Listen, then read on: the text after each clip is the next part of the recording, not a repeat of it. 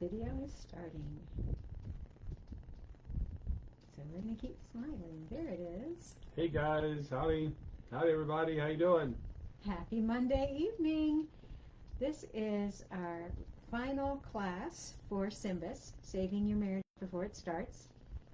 And tonight we're going to be talking about becoming soulmates. So I hope you're ready to learn how to build some spiritual intimacy. By the way, in case you haven't joined us before, my name is Marcy Sullivan. And I'm Chris Sullivan. And we've been married 28 glorious years together.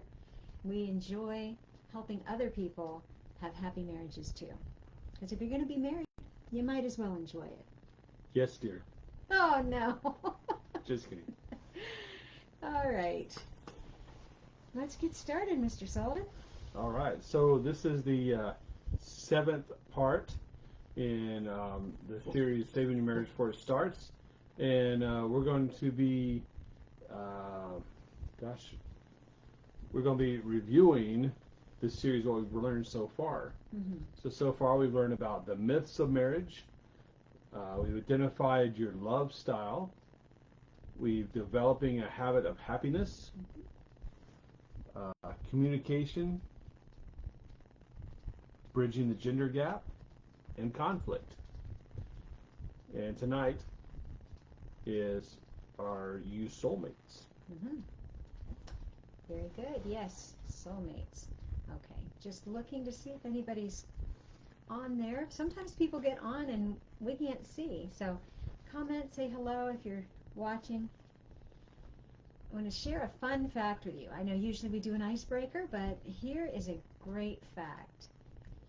Research shows that married couples who pray together enjoy a better sex life. Wow, what do you think about that? A lot of guys out there wanting to pray with their wives now? Mm-hmm. Is that a surprising connection? Prayer and physical intimacy? What do you think about that? Put your response in the comments. Why do you think that is? And what does this say about the spiritual aspect of married life? Okay. I don't know what you guys think, but when Chris and I were talking about it, it's an obvious connection that sex is not just physical. Right. There is a spiritual element as well as an emotional element going on there. And it makes sense that if you're connecting on a higher level spiritually, then the physical connection will be better as well. That's true. So the next truth we want to share with you. There is a hunger and a thirst in every marriage for deeper meaning and purpose. I believe that's true. What do you Mm-hmm. think? Yeah, I think so. I think we're all wanting to do more and be more to get better. A lot, at least on some level, we all are on that. We're all created with a God-shaped void, right? Mm-hmm. And to fill. And I think that we have that. That's that spiritual hunger.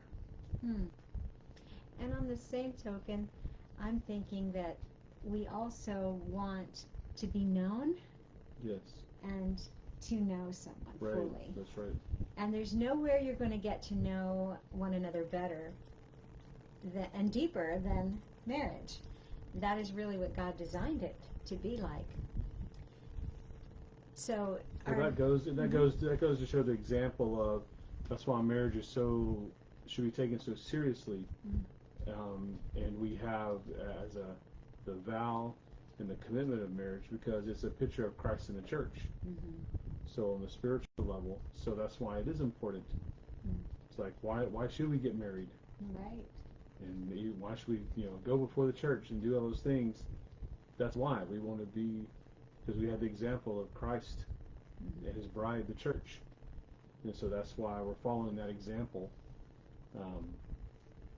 That's where you think a lot of so you look at some of the old people of the faith, and marriage is an almost an almost sacrament. Very, very close, that marriage commitment. But yeah. I think it could be. Definitely.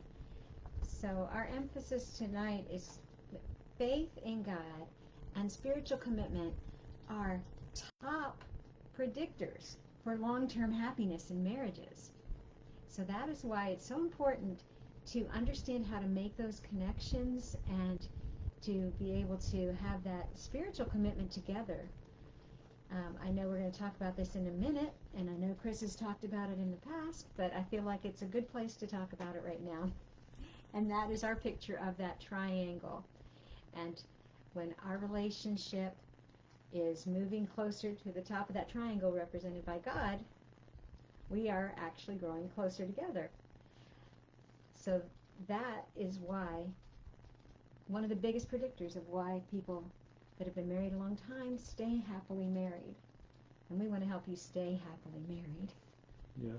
And then also, most of those statistics that we've always heard, and a lot of those myths of statistics, like 50% of marriages end in divorce and all that. But time after time, all those statistics say those that are involved in faith and in church, praying together, those type of things, it's less than 1%.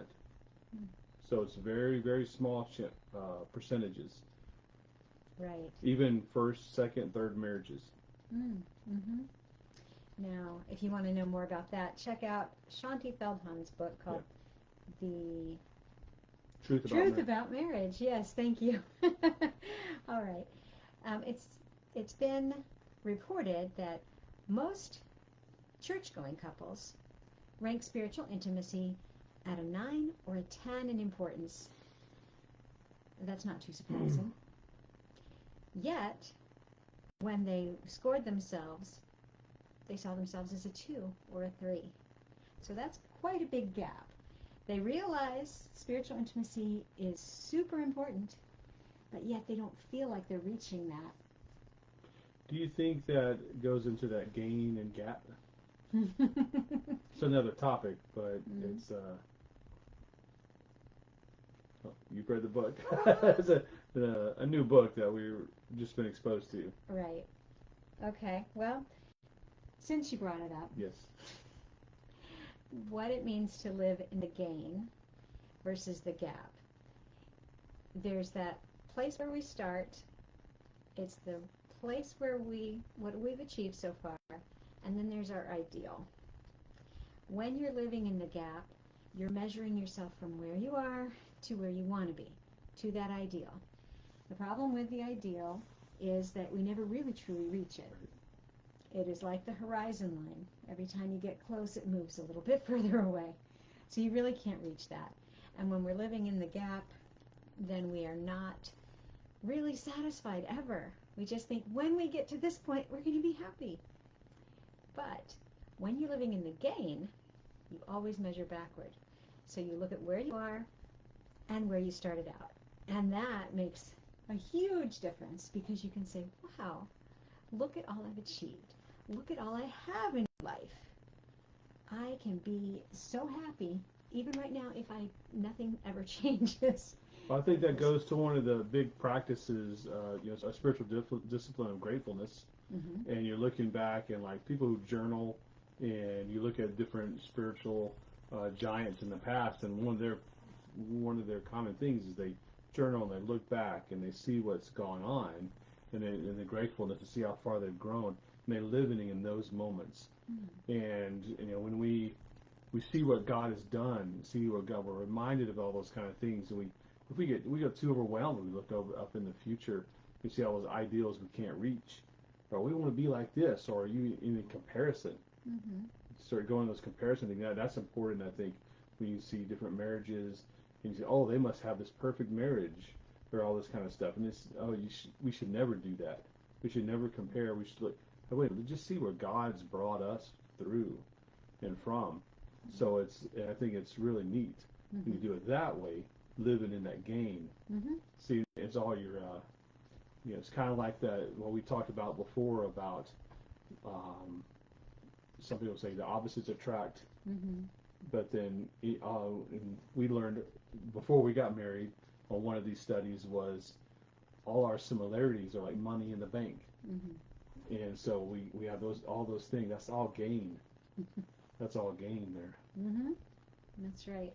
So I think what Chris was saying in relationship to the topic we are discussing right now, that maybe the dissatisfaction with what people are saying, where they are at with their spiritual intimacy, is measured against maybe what they think they should be, Right. what they see other people doing, or what they think other people are doing, and they're measuring it as a gap instead of saying, well, look at how much where we've come from, right? So that's a big difference there. Yeah. Now, every marriage is going to be unique.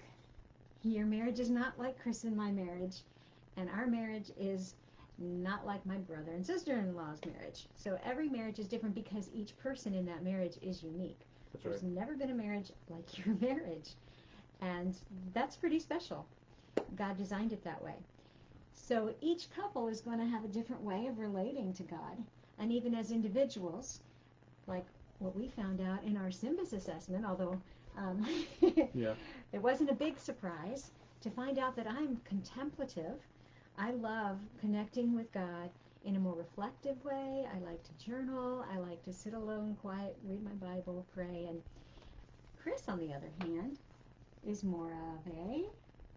It says I'm inspired by worship music. Mm-hmm. I have a playful spirit that shines through as I delight in celebrative songs and enthusiastic worship. Right.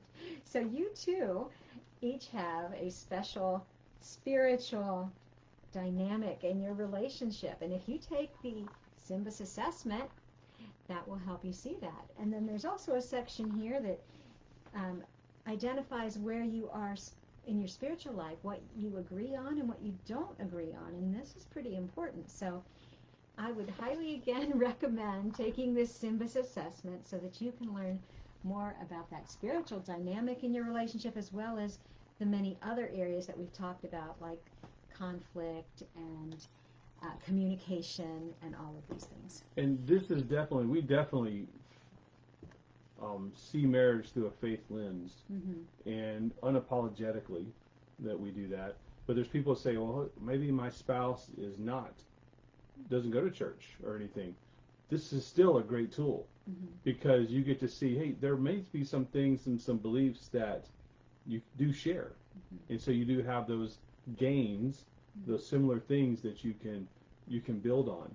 And it's not, totally, you may not totally be against each other like you think, may perceive. Not as far apart And as I mean, you not as might far apart, yeah. imagine. But also it may help you, everybody has faith of some kind. Mm-hmm. And so this is going to help Mm-hmm. in that way. Right. And as we were talking about how, as individuals, we relate to God, Chris was worship, I was contemplative. There are people who love to relate to God when they're in nature, and there are people who are more traditional in their worship style, and they love that the tradition and the stained glass and the smells of the incense and all of these things. And there are people who are very celebrative when they worship, and they're very much more emotional in their worship. Now, none of these things are wrong. We're all created by God to relate to Him in different ways, and so it's not wrong, it's just different, and we need to give each other the elbow room. However, there are ways that we can together worship God, and this is part of becoming soulmates. And do you want to tell us the first one?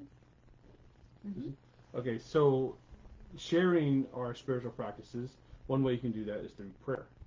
So prayer can be hard. Some people don't want to pray in public. Some people don't want to have a hard time just saying a blessing out loud at the dinner table. Mm-hmm. Some people, but one of the examples that we heard early on, Dr. Gary Chapman, he always said, just hold your hands together, hold your hands together, and and when just start off just saying silent prayers and give a little squeeze, and when you're done, and then somebody's going to accidentally say amen, and then maybe somebody might say some prayer out loud, and so it's I think that's so true. I mean, you got to start somewhere. Take the baby steps if that's what it takes. just hold hands, and then give the squeeze, and then spiritual connection is spiritual connection, and you're going to start building the connection. You're going to get more comfortable to pray for each other. You know, yeah, it's really good. And for us personally, believe it or not, we've only been really making a habit of prayer for the past 5 years or so. It's, even though we've been married 28, it's only just become a habit in the last 5 years for us. So don't get discouraged if it's hit and miss and start and stop. Just keep progressing, keep trying, and sooner or later it's going to become a habit for you as well. So we usually do ours right at night before we go to bed. We take turns. Sometimes only one of us prays. Sometimes we both pray. Just, depending on how tired we are, I guess. Yeah. The second thing we want to talk about is serving together. And I don't know about your church, but our church has a lot of different opportunities where we can serve. And for Chris and I, one of our passions is doing marriage classes. So that's one place that we serve together. Another place we serve together is... We do our like new member kind of course at our church, just orientating people to our church and welcoming and being co-host to that, and that's a great opportunity. We also serve in other areas as needed, occasionally, ushering or doing everything. So the last one is worshiping together, which is mainly going to church together. That's an important thing, to bring your family to church together. So church, music, devotionals, all incorporate worshiping together. And as Chris had said earlier, those couples who attend church regularly together have like half the divorce rate that other couples do. And then, as he said, praying together increases your chance of staying happily married even more. So again, we're just going to mention SYMBIS assessment. It will help you figure out a lot of things, even if you've been married a while and you're wondering why you don't connect in certain areas or why you're having trouble in certain aspects of your relationship. This will shed a lot of light on that. And if you're just starting out, it's a fantastic foundation and talking points for you to get to know each other better and deeper and start off right. So the secret to becoming soulmates is a mutual pursuit of communion with God. So a mutual pursuit of communion with God. And like I said, sometimes it's more personal with each other. And I like to say that we're all on the journey, on the pilgrimage, like Pilgrim's Progress. We're all on the journey, and sometimes one of us may be ahead of another in a different area and working and growing a little differently than we have. And we can go, oh yeah, and we can be encouraged in those different ways. So I think that's really good. That's one part of growing together and on the journey. Right. So that secret, maybe it's not so much a secret. There's not a 3 steps to spiritual intimacy. There's not a do these 5 things and you'll be soulmates. Each couple has to figure that out for themselves. Sorry, I can't tell you what it's going to work for you guys because you are unique. But we can tell you what works for a lot of people, and that is prayer and worship and serving together. Those different things. And there may be other things for you guys as well. Like if you enjoy being outdoors and you worship God that way, you can share that with your spouse. You can bring them into that. If you are more of an intellectual and you love studying scripture and you want to bring some insights to your spouse and say, hey, look what I found out, that is an awesome way to connect spiritually. So there's, in fact, Chris and I, we started our whole family on one of these Bible reading plans going through the New Testament, and we are all reading the same things every day, and there's a place where you can put your comments. What stood out to you? And that's another way that you can connect with each other. Right. Or even as, at dinner or whatever, saying, hey, you know what, God showed me this and this, or I'm learning about this and this. Awesome ways to bring each other into your world and share what God is doing. And like Chris said, encourage each other. the Bible tells us that we are to spur one another on to love and good deeds. Right. So we can do that in our marriage. And again, we're exemplifying what it is, a relationship between Christ and the church. Mm-hmm. And we want to be a growing bride, a growing church, part of that. And we want to show that relationship to Christ, getting to know Christ better. And that is just when what we do in moderation, our children will do in excess. So this is just an offshoot of having a good marriage, and we're showing that off, and we're able to encourage each other to be better Christians, and in whatever aspect, and we share that with our children, even or others. It shows. Right, right. I want my children to have an excessively happy marriage. Yeah. It works both ways. That's right. They can pick up your bad attributes, or they can pick up your good attributes too. So Yeah. let's be the good example, not Yeah. the bad examples. Right, right. So we're going into our discussion point at this time. And again, just feel free to drop any of your answers in the comments. But on a scale of 1 to 10, okay, 10 being most important, 1 not so much, how important is spiritual intimacy in your marriage? Since we share with Christian couples, I would expect it would be pretty high, or it should be. If it's not, it should be pretty high. On that same scale, how satisfied are you with your current level? Okay, and again, we don't want this to be a comparison trap. Don't get stuck in the gap. But, realistically, could you do some things differently? And that's really one of the next questions here. What are you presently doing in the area of shared service? We mentioned some of our shared service, and I'm sure that there are things that you can do together, whether it be working in the nursery, taking a meal to a sick friend, lots of different opportunities to work together to serve others. Well, so one thing that we've done, especially during hurricane season here, we go help some people put up, some elderly folks put together up shutters and things like that. So there's all kinds of things, for hurricanes. Mm-hmm. And so that different things like that, they helps our neighbors. Right. And then the last question we have for you to consider is, what is one new thing you could do to strengthen the spiritual aspect of your relationship? Could be simple as holding hands while you pray silently. It could be, let's just read one verse together tonight. Anything you can do to move in that direction of growing closer to God is good. So start small and build on it.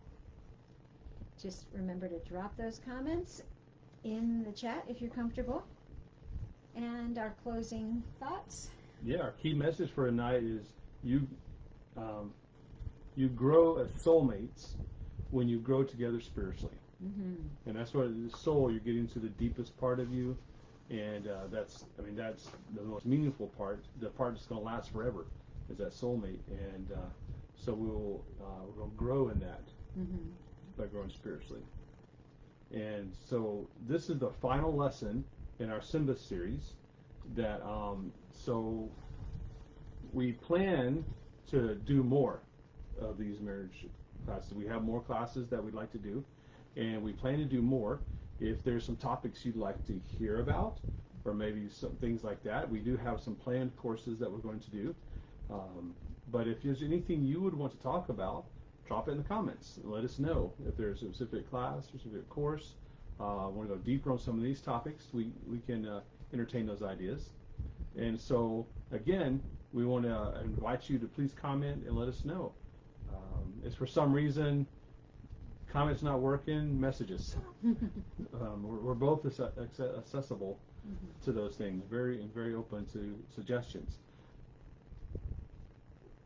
Remember, we have the SYMBIS, and Marcy and I are able to provide that assessment for you, and to do that. So we'd love to help you have a stronger marriage by doing this assessment.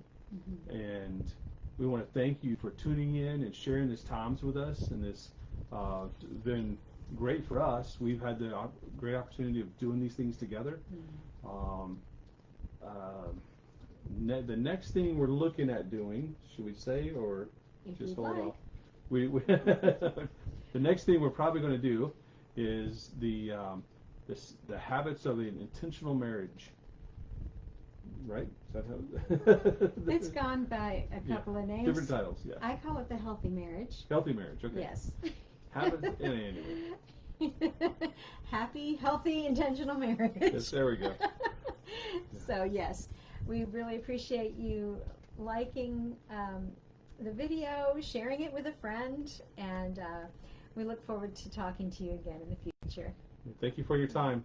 Have a Bye. great night.